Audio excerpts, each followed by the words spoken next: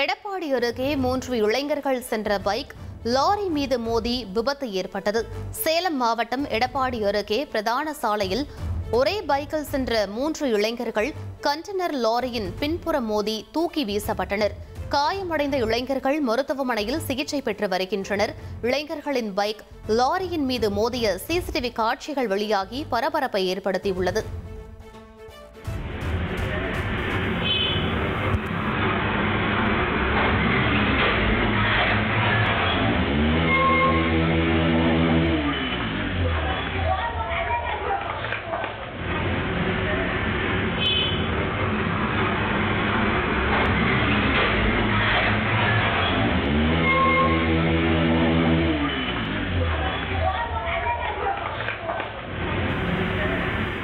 சென்னை விமான நிலையத்தில் 3 கிலோ கஞ்சா பறிமுதல் செய்யப்பட்டுள்ளது.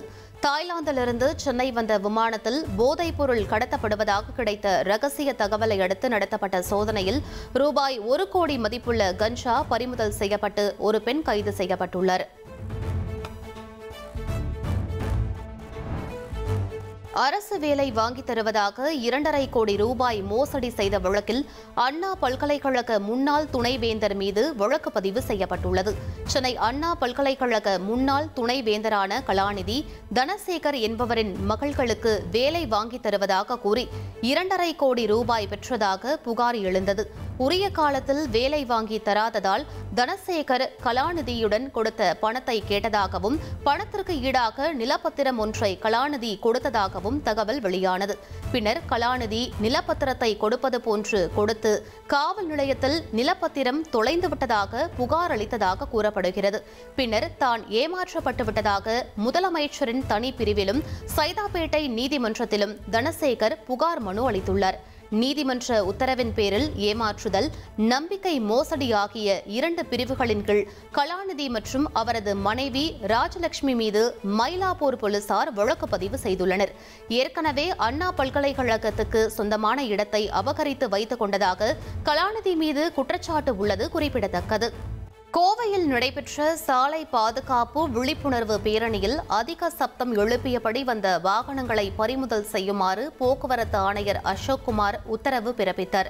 கோவை அவிநாசி சாலையில் உள்ள காவலர் பயிற்சி பள்ளி மைதானத்திலிருந்து கொடிசியா வரை நடைபெற்ற பேரணியில் கலந்து கொண்டு பேசிய அவர், அதிக சப்தம் எழுப்பும் வகையில் மாற்றம் செய்து இயக்கப்படும் வாகனங்களால் பொதுமக்கள் எரிச்சல் அடைவதாக கூறினார். அவ்வாறு அதிக சப்தம் எழுப்பியபடி பேரணியில் பங்கேற்ற 20 இருசக்கர வாகனங்களுக்கு தடை விதித்தவர் அந்த வாகனங்களை பறிமுதல் செய்யவும் உத்தரவிட்டார்.